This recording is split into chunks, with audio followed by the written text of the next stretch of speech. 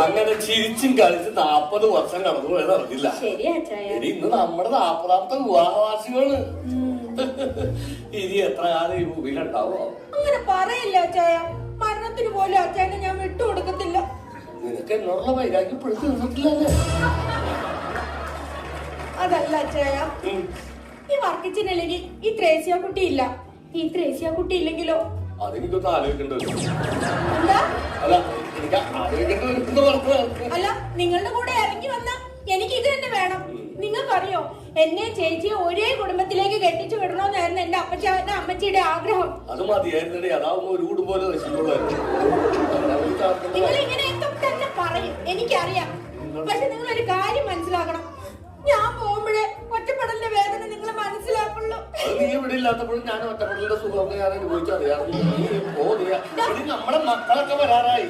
നമുക്ക് കട്ടിയാനുള്ള കേക്കൊക്കെ എടുത്തിട്ട് വാ. നീ ഇവിടെ ഇപ്പൊ വരാം.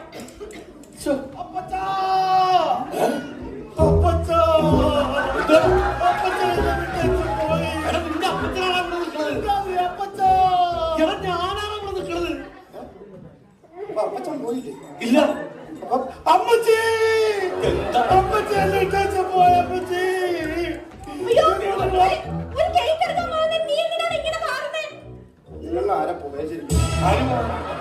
എന്താ നിനക്ക് പറ്റിയത്? പിന്നെ എന്തിനാ എമർജൻസി എന്ന് പറഞ്ഞ് വിളിച്ചു വരുന്നത്? ഇവിടെ കത്തിക്കാനായിട്ടൊരു എമർജൻസി ലാമ്പുകൾ, അതുകൊണ്ട് വരാനില്ല നിന്നോട് ഞാൻ പറഞ്ഞോളൂ. അല്ല, നീ ഒറ്റയ്ക്കാണോ ഇങ്ങോട്ട് വന്നത്? വെറോണിക്കനെ കൊണ്ടുവന്നില്ലേ? വെറോണിക്ക അവിടെ തിരക്കല്ലേ? എന്ത് തിരക്ക്? വെറോണിക്ക നമ്മുടെ പഠിച്ചുകൊണ്ടിരിക്കല്ലേ? എന്ത് പഠിക്കുന്നു? അവക്ക് ഒരു 10-16 ഭാഷ അവള് കൈകാര്യം ചെയ്യുള്ളൂ. 16 ഭാഷ അറിയാവുന്നേ? നിന്നെ സമ്മതിക്കണോട്ടാ. ഒറ്റ ഭാഷ അറിയാവുന്ന ഇവളുടെ മുമ്പിൽ ഞാൻ എങ്ങനെ പിടിച്ചിരിക്കണമെന്ന് എനിക്കറിയാം. 16 ഭാഷയിലൊക്കെ അവളുടെ ചീത്ത വിളിച്ച് കഴിക്കണം. എനിക്ക് വിഷയമാ. അപ്പച്ചന്റെ മകളെ എനിക്ക് ഒറ്റ ഭാഷയിൽ അറിയാവുള്ളൂ. വിളിക്ക അതേ, നിന്നെ വിളിച്ചു വിളിച്ച് വേറൊന്നുമില്ല. അപ്പച്ചന്റെ അമ്മച്ചിന്റെ 40ാമത്തെ വിവാഹവാർഷികമാണ്. അപ്പൊ എല്ലാവരും വിളിച്ചു വരുത്തിയിട്ടുണ്ട്. അപ്പൊ ഈ കേക്കൊക്കെ കത്തി നമുക്ക് നിന്ന് ആഘോഷിക്കണം. മോളിക്കുട്ടിയൊക്കെ ഇപ്പൊ വരും. അയ്യോ, മോളിക്കുട്ടി സനിക്കുട്ടി വന്നു.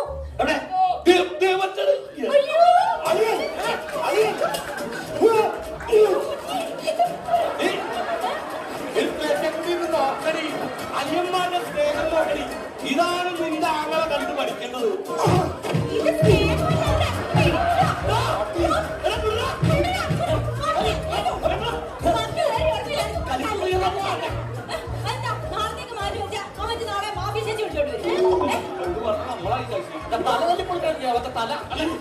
ഈ കറുപ്പാച്ചിനെ കെട്ടിച്ചു തുടങ്ങണം ഞാൻ പറഞ്ഞേ.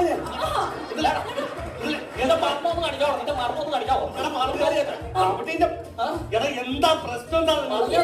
എന്റെ അപ്പച്ച ഇവൻ നാട്ടുകാരോട് മുഴുവൻ പറഞ്ഞോണ്ട് നടക്കുന്ന എന്നാന്നറിയോ? എന്റെ അമ്മച്ചി ഇവൻ പറയോ, എനിക്ക് ഗൾഫിലുണ്ടല്ലോ ഒട്ടകത്തെ കറക്കുന്ന പണിയാണെന്ന്. ഈ പാവ വെച്ചവരുണ്ടല്ലോ അവിടെ ഈത്തപ്പനെ കയറുന്ന പണിയാണെന്ന്. അതൊക്കെ മോശമായിപ്പോഴാണ്. സത്യത്തിൽ എന്താ എടുക്കാണോ പണി? എന്റെ അപ്പച്ച ഈ ഒട്ടകത്തെ കറക്കാൻ ഞാനാ. ഇവിടെ ആ തെങ്ങുമ്പോ കയറുന്നതറിയോ? വിഷമാണെന്ന് ഇവരെന്താ പണി ചോദിച്ചു? ഇവിടെ അമേരിക്കയിൽ എന്താ പണി ചോദിച്ചു? ഞാൻ സേവ് ന്യൂയോർക്കില് ഡിപ്പാർട്ട്മെന്റില്ല. അവൻ ഓഫീസിലാണ്. സേവ് ന്യൂയോർക്ക് ഡിപ്പാർട്ട്മെന്റ് കൂത്തുവാറിലാവുന്ന പണി അറിയാമോ? മൊത്തമൊന്നുമില്ല, ഫുട്പാത്ത് മാത്രം. അതെ, വിളിച്ചു വന്നേക്കാ കാര്യത്താ. അതെ, അപ്പച്ചന്റെ അമ്മച്ചിയുടെ 40ാമത്തെ വിവാഹവാർഷികമാണ്. അതൊന്നും മക്കളായിട്ടൊക്കെ ഞങ്ങൾക്ക് ആഘോഷിക്കണമെന്ന് ഭയങ്കര ആഗ്രഹമുണ്ട്. അതുകൊണ്ട് വിളിച്ചതാണ്. അപ്പൊ ഇനി നമുക്ക് സമയം ഒട്ടും പാഴാക്കാൻ കേക്ക് മുറിക്കാം. കേക്ക് മുറിക്കാനുള്ള പരിപാടി. കേക്കിൽ തൊട്ടു പോകരുത്.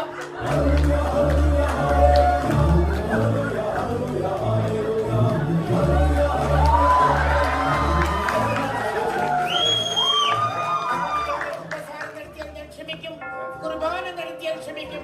ഞാനില്ലാതെ ഫുഡ് അടിച്ചാൽ ക്ഷമിക്കില്ല. ഫുഡിന്റെ പരിപാടി കഴിഞ്ഞില്ല. നീ ദൂരെ പോകുക, നീ ദൂരെ പോകുക. നിന്നെ പോലുള്ള ജീവികളാണെന്ന് ഇപ്പൊ വരത്തുന്നത്. ദൂരെ പോകും, ദൂരെ പോകും. അല്ലാത്ത വവ്വാലല്ല, വക്കീൽ. വവ്വാലിലും വായുണ്ട്, വക്കീലിലും വായുണ്ട്. നീ ഇപ്പൊ വായുവിലൂടെയാണ് പറയുന്നത്. നീ വായടിച്ച് മാറി നിൽക്കുക. അയ്യോ, ഞാൻ പോക്കാൻ കണ്ടപ്പോ തന്നെ മനസ്സിലായി നീ പോത്താണെന്ന്. ഓ അഡ്വക്കറ്റുമാരിൽ പോത്തുണ്ടോ? അഡ്വക്കേറ്റ് കുഞ്ചറിയ പോത്തൻ മാക്കാച്ചി പറമ്പടി. അഡ്വക്കറ്റ് മാതാച്ചി അവിടെ മാറി നിൽക്കും. അച്ഛോ ഞങ്ങളുടെ കുടുംബമൊക്കില്ല. എനിക്ക് കട്ട് ചെയ്യാം, കേക്ക് കട്ട് ചെയ്യാം. അന്ന് ഞങ്ങൾ മുറിക്കട്ടെ. സെന്ററിൽ നിൽക്കോ. ഇങ്ങോട്ട് മാറി നിൽക്കോ. അടുത്ത് നിൽക്കാം, മാറി നിൽക്കാം. രണ്ടുപേരും ദൈവത്തെ നന്നാക്കി ധ്യാനിക്കുക. കത്തിയെടുക്കുക, ഒരുമിച്ച് കത്തിയിൽ പിടിക്കുക. 2 പീസ് കട്ട് ചെയ്യുക. ഒന്നും കൂടി. രണ്ടുപേരും ഓരോ പീസ് കയ്യിലെടുക്കും. 2 പീസും 2 കയ്യിലെടുക്കും. എടുത്തോ. പരസ്പരം നോക്കൂ. 40ാമത് വിവാഹ വാർഷികം ആഘോഷിക്കാൻ പോവുകയാണ്. പരസ്പരം ഈ 2 കേക്കുകളും അടുപ്പിക്കൂ. എന്നിട്ട് എന്റെ വായിലേക്ക് വെക്കും. അത് ശരിയാണില്ലേ? നിങ്ങൾ പരസ്പരം ഈ കേക്ക് വായിൽ വെക്കൂ. ഞാൻ ഇതെടുത്തോളാം.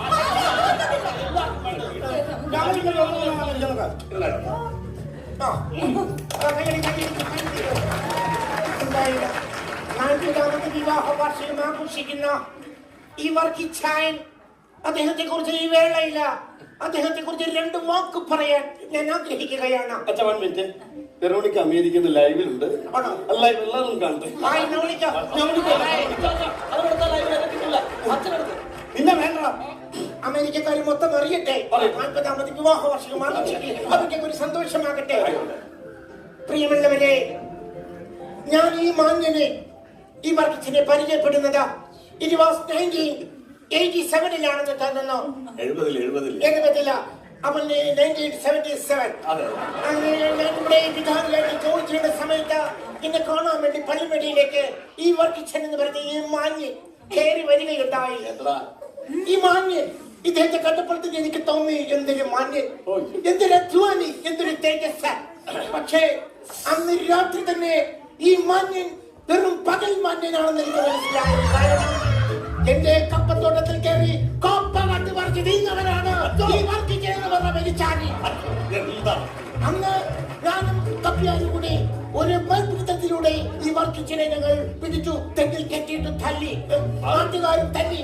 പക്ഷേ നിങ്ങളൊന്ന് വിചാരിക്കണം, ഞങ്ങൾ തല്ലിക്കഴിഞ്ഞ് പോയപ്പോൾ ആ കെട്ടടിച്ച് കെട്ടിയിട്ട തെങ്ങിൽ കയറി തേങ്ങ കട്ടവനാണ് ഈ അങ്ങനെ കപ്പയും തേങ്ങയും കൊണ്ട് മാന്യനായി 40 വർഷം ആഘോഷിക്കുന്ന ഈ വർക്കി പെരിച്ചാടിക്ക് ഞാൻ അനുശോചനം രേഖപ്പെടുത്തുന്നു. ഇതിലും നീട്ടെടുത്ത് അച്ഛൻ എന്റെ വീട്ടിലോട്ടൊന്ന് വരണം. എന്നാത്തിനോ? ഞാനൊരു പുതിയ പട്ടിയെ വാങ്ങിച്ചു. സാധാരണ പുതിയ വണ്ടി മേടിക്കുമ്പോഴാണ് അച്ഛനെ വിളിക്കുന്നത് വെഞ്ചരിക്കാൻ. ഇത് പട്ടിനെ വിളിച്ചിട്ട് വെഞ്ചരിക്കാനോ? ശരി ശരി, വരാം. പട്ടി കടിക്കുമോ? അല്ല, അത് കടിക്കുമെന്നറിയാൻ വേണ്ടി അച്ഛൻ വരാം. പട്ടിയിലേക്ക് കടിപ്പിക്കാനുള്ള പരിപാടിയാണെങ്കിൽ ഞാൻ വരത്തില്ല. അപ്പത്തിന് അമ്മച്ചിക്ക് എന്നാ ആഗ്രഹം വെച്ചാൽ പറഞ്ഞോ, എനിക്ക് സാക്ഷിയാ. എന്ത് വേണേലും പറഞ്ഞു. അച്ഛൻ പറ. നീ പറഞ്ഞാ മതി. അച്ഛൻ പറ. നീ അങ്ങ് പറയണ ആരെങ്കിലും ഒന്ന് പറ. ഒരു ആഗ്രഹം പറയാനാണോ ചൂടിയല്ലേ കല്യാണം കഴിച്ചത്? അതെ. നമ്മുടെ കല്യാണം വീഡിയോയിലൊന്നും പിടിച്ചിട്ടില്ലല്ലോ. അതൊന്നും ഉണ്ടായില്ല. അപ്പൊ നമ്മുടെ കല്യാണം ഒന്ന് വീഡിയോയിൽ പിടിച്ച് എനിക്കൊന്ന് കാണണം എന്നൊരു ആഗ്രഹമുണ്ട്. അത്രേ.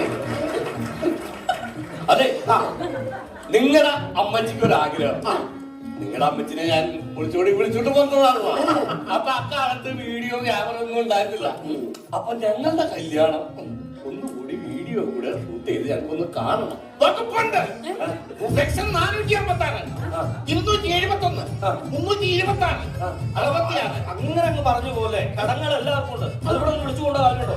ഇതങ്ങനല്ല, ഇവര് വീണ്ടും വിവാഹം കഴിക്കണം. ഞങ്ങൾ വിവാഹം കഴിച്ചേക്കണമെന്നാണല്ലോ. അല്ല, അത് സാരമില്ല. രണ്ടാമത് നമുക്ക് വിവാഹം കഴിക്കാം. അതെ, ഇപ്പോഴത്തെ ബന്ധം തന്നെ ഇപ്പൊ ഡിവോഴ്സ് അത് ചെയ്യണം. ഡിവോഴ്സ് ഒക്കെ നടക്കുമോ? പിന്നെ നടക്കും. ഇന്ന് രാവിലെ ഞാനൊന്നും നടത്തിയിട്ടല്ലേ വന്നത്. നിങ്ങൾ തന്നെയാണ് ഇതൊക്കെ നടക്കുന്നത് സാധാരണ? അതെ, കഴിഞ്ഞ 38 വർഷമായിട്ട് എന്റെ പെൺപിള്ള എന്നെ പാത്രം കൊണ്ടിരിക്കുക. 32 വർഷമായിട്ട് പാത്രം കൊണ്ടെറിയുന്ന പാത്രം കൊണ്ടിരിക്കുക. ഇന്നാണോ ഡിവേഴ്സിന് പോയത്? അല്ല, അതെ, ഈ അടുത്ത കാലത്താണ് ഉന്നം കിട്ടിയത്.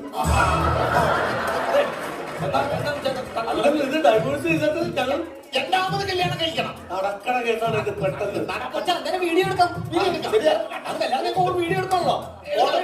അങ്ങനെ ലവ് സീൻ പിടിക്കണം. അന്ന് എന്താ ചെയ്യേണ്ടത് പറയും. അപ്പൊ അതിനുള്ള ഒരു മാർഗം എന്ന് പറഞ്ഞാൽ അച്ഛൻ ഇങ്ങോട്ട് നോക്കാം. ഇവിടെ അപ്പൊ എന്റെ കേടത്തി ഇവിടെ ഉടനെ എന്നെ കല്യാണം കഴിപ്പിക്കോ? മിനോട് ചെയ്യാൻ ഒപ്പല്ല തിരിച്ചു പറഞ്ഞ സെക്ഷൻ 446 പ്രകാരം ലീഗലി യുവർ ഓണർ മൈ കക്ഷിക്കാരൻ ഈസ് നോട്ട് അറ്റാൽ കുറ്റക്കാരൻ. മൈ കക്ഷിക്കാരൻ ഈസ് നോട്ട് അറ്റാൽ കുറ്റക്കാരൻ. അതിൻ പ്രകാരം ഈ സെക്കൻഡിൽ തന്നെ നിങ്ങൾ ഡൈവോഴ്സ് ആയി. അച്ഛായെന്ന് വിളിക്കരുത്. ഇപ്പൊ നിങ്ങൾ ഡിവോഴ്സ് ആയിരിക്കുകയാണ്. നിങ്ങൾ വേർപിരിഞ്ഞിരിക്കുകയാണ്. അന്യ പുരുഷനാണ്, അന്യ സ്ത്രീയാണ്. അന്യ സ്ത്രീ ഒരിക്കലും അന്യ പുരുഷനെ അച്ഛായെന്ന് വിളിക്കാൻ തിരിസഭ സമ്മതിക്കില്ല. നിങ്ങൾ അടുത്തടുത്ത് നിന്നാൽ പോലും അത് അനാവശ്യമാണ്.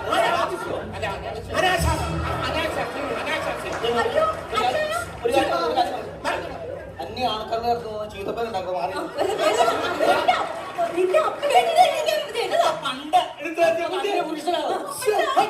ഞങ്ങളുടെ അമ്മച്ചിനെ കെട്ടണമെങ്കിൽ ഞങ്ങളുടെ പെണ്ണ് ഇപ്പൊ ഞങ്ങളുടെ ഭാഗത്ത് നിൽക്കുന്ന പെണ്ണാണ്, നിങ്ങളുടെ ഭാഗത്ത് നിൽക്കുന്ന ചെറുക്കനാണ്, അത്യാവശ്യം ക്വാളിറ്റിയും കാര്യങ്ങളുള്ള ഒരാളാണ് ഞങ്ങളുടെ പെണ്ണ്. അതിന് ചേർന്ന രീതിയിലുള്ള കല്യാണമാണെങ്കിൽ നമുക്ക് ആലോചിക്കാം. ഒരു അമേരിക്കക്കാരന്റെ കുടുംബത്തിലുള്ള ഒരു ചെറുക്കനാണ് നിൽക്കുന്നത്. എന്ത് തരും നിങ്ങൾ പെണ്ണുവീട്ടുകാർ? പെണ്ണുവീട്ടുകാർ എന്ത് തരും? ചെറുക്കൻ എന്നാണെന്ന് എന്ത് ഗുണമുണ്ടാ ഈ പെണ്ണ്? നിൽക്കണ കാവല കൊള്ള എനിക്കൊന്നും വേണ്ട, ഞങ്ങളെ കെട്ടിച്ചാ മതി. എന്റെ ഫോണിൽ പറഞ്ഞാൽ ഇത്രയും നല്ല ചെറുപ്പം എപ്പോ കിട്ടാനാ? പെണ്ണ് വീട്ടിൽ ഒന്ന് മൂത്ത് പഠിച്ചോട്ടെ.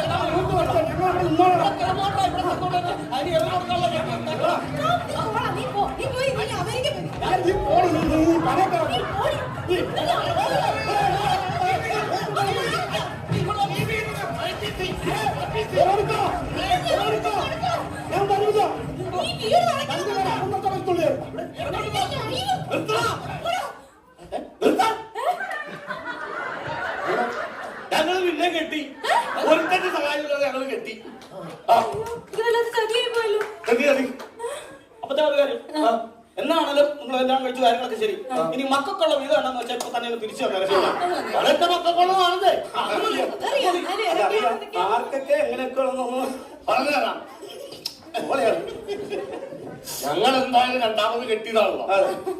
അപ്പോ ഇനി ഞങ്ങൾക്ക് കുട്ടികളുണ്ടാവുമ്പോ ആ മക്കൾക്ക് ഞങ്ങൾ ആ സ്വത്തുക്കൾ മുഴുവൻ കൊടുത്തേക്കാം. നല്ല തീരുമാനം.